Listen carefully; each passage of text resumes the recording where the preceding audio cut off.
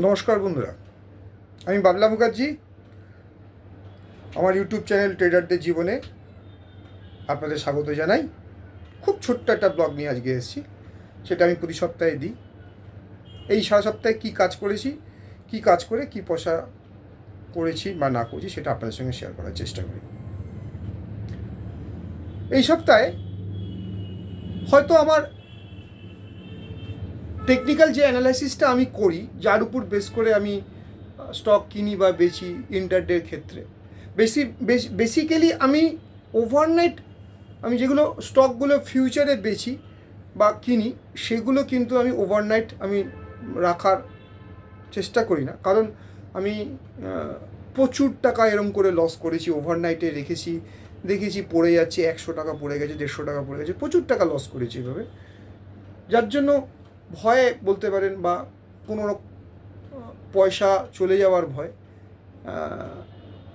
আতঙ্ক থেকে। কারণ আমরা after at the end of the আমরা বাঙালি, আর খুব ছোটো ফ্যামিলি থেকে আমরা বিলং করি, সেরকম অর্থনৈতিক প্রাচুর্যতা আমাদের মধ্যে নেই।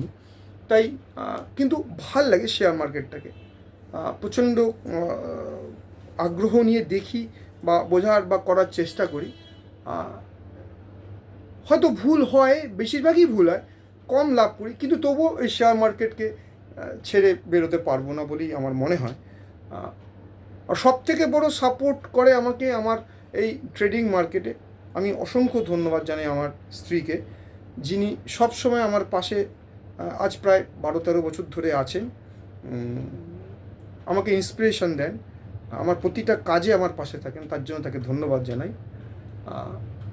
আমার অনেক লস হয়েছে, আমার ফ্যামিলিতে আমি সবাইকে সেটা শেয়ারও করি। আমার ছেলেকে আমি জানাই না, কিন্তু আমার স্ত্রীর সঙ্গে সেটা শেয়ার করি। ভালোটাও জানাই, খারাপটাও জানাই, যার জন্য সে আমাকে সবসময় বলে, যুদ্ধ তুমি চালিয়ে যাও, একদিন না একদিন জয় তোমার হবেই। সেই আশাতেই এখনও শেয়ার মার্কেটে পড়ে রয়েছি, এখনও বেরোয়নি। তবে আপনাদের একটা জিনিস শেয়ার করে দিই, যেগুলো আমার ক্যাশ মার্কেটে ইনভেস্টমেন্ট করে বসে রয়েছে, সেটার পুরো পোর্টফোলিওটাই আমার ডবলের অবস্থায় রয়েছে। কিন্তু শর্ট টার্ম যেগুলো করার চেষ্টা করি, লাভের আশা, শর্ট টার্ম লাভের আশা, সেগুলোতে বেসিক্যালি লস বুক করে যেতে হয় মাঝে মধ্যে। এবারে আসি লাস্ট উইকে কী হয়েছে। এসিসি আমার হিসাব করাই ছিল যে আমি কোন জায়গায় বেচবো, কোন জায়গায় কী করব। এসিসি থেকে আমি কী করলাম, দুদিন আগে অ্যাডভান্স বেচে ফেলেছিলাম, কিন্তু আমার প্রেডিকশান ছিল এসিসিকে মোস্ট প্রবলি 2620 টাকা, মোস্ট, 1 মিনিট হোল্ড করুন।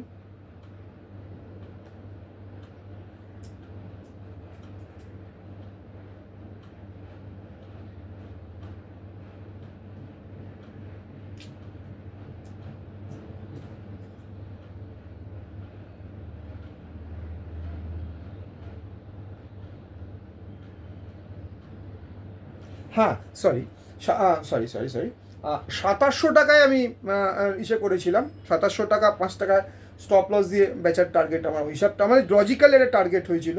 তা সেটা